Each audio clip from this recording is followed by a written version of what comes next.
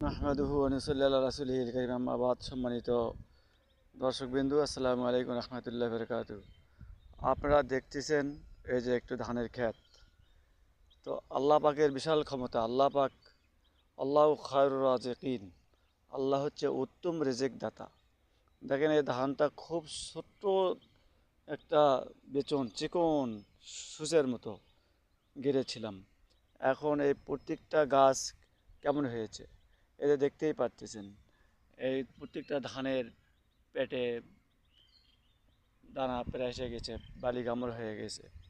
তো এই মানুষগুলি সব কিছুই করতে পারবে, কিন্তু এই গাছের মধ্যে ফসল, এটা কোনো মানুষের পক্ষে সম্ভব নয়। এটা একমাত্র আল্লাহ পাকের ক্ষমতা।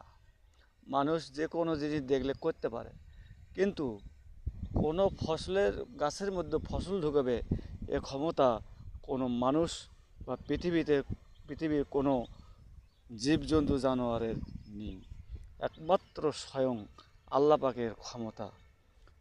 সুবহানাল্লাহ, আল্লাহ শুক্রিয়া, আলহামদুলিল্লাহ আলহামদুলিল্লাহ।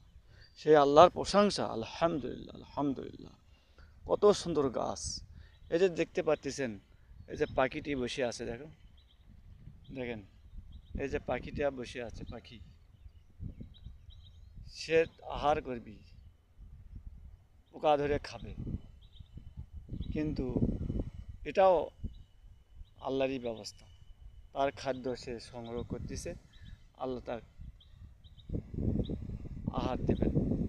সম্মানিত দর্শকবিন্দু, দেখতে পাচ্ছেন মহান রব্বুল আলামিন কেমন রিজিক দাতা। এই ধান গাছ থেকে তিনি ফসল দেবেন, যা বান্দা খেয়ে তার ইবাদত করবে। তো আমরা সকলেই তার শুকরিয়া স্বরূপ বলি আলহামদুলিল্লাহ আলহামদুলিল্লাহ।